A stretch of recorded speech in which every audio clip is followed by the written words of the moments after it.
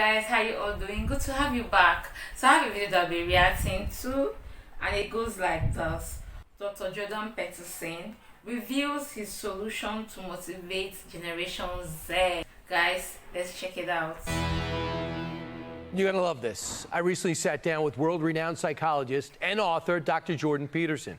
We talked about a number of things, including education versus indoctrination, and his mission to fight the far-left woke agenda in schools, maybe your school, as well as why Gen Zs can't cut it in the workforce. Not all of you, but some of you, and how we can help them. You got a new study showing new 2023 hires are unprepared for work, they're unprepared for life. Dr. Peterson's take on all of this, especially for parents, is fascinating. Watch.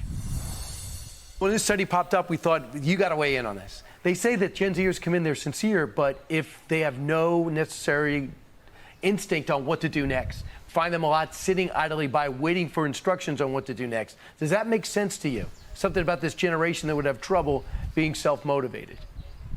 Well, I think that if you set up an education system that's designed to do nothing but demoralize young people and to convince them that their ambition is dangerous and, well, even world-threatening for that matter, a manifestation of patriarchal oppression on the social front, and then a danger to the survival of the planet on the natural front, then, and you don't do anything to foster that ambition and to channel it into a manner that might be productive and to tell young people why their ambition might be useful, then you're going to get exactly that.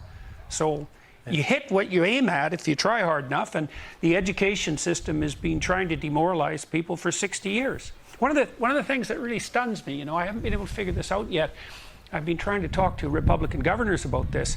I cannot understand why conservatives have been daft enough to allow the faculties of education to retain their hammerlock on teacher certification for the last 60 years. It's insane.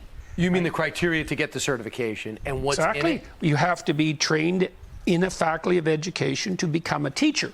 Why? They're the most woke element of the entire rotten university carcass, and they have the hammerlock on 50% of the state budgets. The conservatives are always complaining about the culture war. It's like, well, you handed all the young people to the faculties of education, right? Their research is terrible. It's low rate. Their students are generally very incompetent, comparatively speaking, on the academic front. It's foolish, and this is the outcome. It's not surprising. And it's a way to work on the foundation. And when you have an RNC chair or a DNC chair, if you have an agenda, that's what to work on. Don't get Mr. and Mrs. Candidate elected. Start focusing on the direction you want the country in, and find out how to give people an education that will allow them to at the very least think, but not what to think. Well, the left-wingers in the 1960s were far-seeing enough, the more radical types, to envision a decades-long march through the institutions, right? And one of their goals was the capture of educational institutions, and that's happened completely, and that's been absolutely abetted by conservatives who tend to get lost in the details. And well, then you think now you have young people who are demoralized and directionless. Well, they're never taught anything about how to acquire a direction. We did a study. I used this program I developed called Future Authoring. We did a study where we had 3 studies, actually, where we had university students sit down essentially for 90 minutes. Right. 90 minutes, this was it. And write out a goal, a series of goals for their life, right? Who could they be in 5 years across 7 important dimensions of their life? And where might they be that would be terrible if they didn't get their act together? We dropped their dropout rate 50% and raised their grade point average by 35%. 3 separate studies. So that's all you have to do if you want to motivate young people, is to teach them a bit of visionary discipline and encourage it. And we do the opposite of that. Plus, we terrify them. Trigger warnings. We tell them that everything's dangerous. You talked about accommodation. So someone has ADD, they're told, dyslexia or other things. Yeah. In the public school now, there's a lot of accommodations. I'm going to give you more time for your test. Yeah. Or things to that nature. I have trouble tracking across the line. You think accommodations in many cases don't show progress, can be limiting. Why? Well, the problem with the accommodation hypothesis is something like, the advantage is, well, You want to do what you can to help people who might have obstacles that could be overcome to learn. That's not unreasonable. But the problem with the accommodation hypothesis is, well, what happens when you have an actual problem to solve? You're not going to be accommodated. You're not going to be accommodated in a workforce that requires genuine competition. Because if you're accommodated in a workforce that requires genuine competition, you're just going to be taken out. There's no time for that. Right. You might say, well, there should always be time. It's like, well, not if there are important things at stake. Yeah. Well,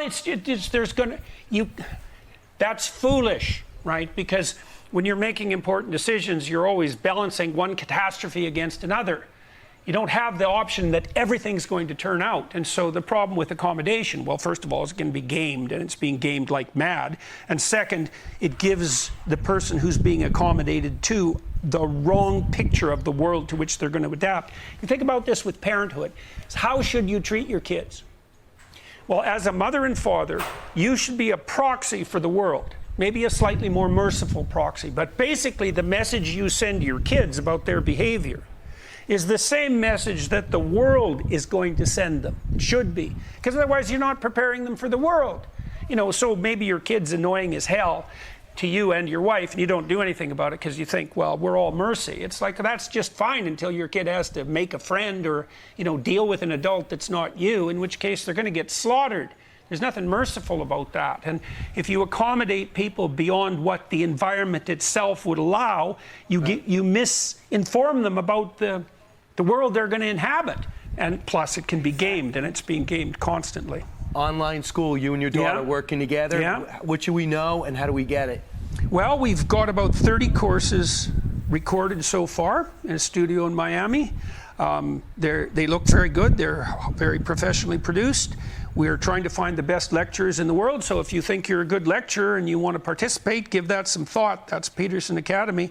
We hope we'll be ready to roll in November. We want to make sure that we have the best lecturers that we can possibly provide on the most germane topics, and then we're going to ally that with a very stringent testing and accrediting system so that if you are a graduate of this particular institution, the people who hire you will know that you learned what you were aiming at learning and that you did the proper work. And that's extraordinarily important because employers need to know that.